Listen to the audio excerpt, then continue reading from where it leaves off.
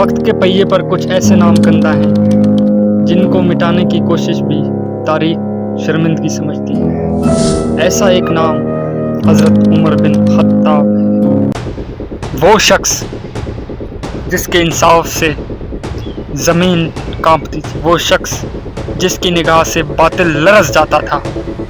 راتوں کو گلیوں میں نکل کر لوگوں کا حال پوچھتے اور کہتے تھے کہ اگر دریائے دجلہ کے کنارے ایک کتا بھی مر گیا تو عمر سے پوچھا جائے۔ ایک بار ایک شخص آپ کے پاس شکایت لے کر آئے، وہ خود عدالت گئے بغیر کسی تخت اور بغیر کسی شان کے، کیونکہ ان کے نزدیک عدل سب سے اوپر تھا۔ وہ عمر جس سے شیطان بھی راستہ بدل جاتا تھا۔ آج اگر دنیا انصاف ڈھونڈ رہی ہے تو حضرت عمر بن خطاب کی زندگی ان کے لیے بہت بڑا سبق ہے۔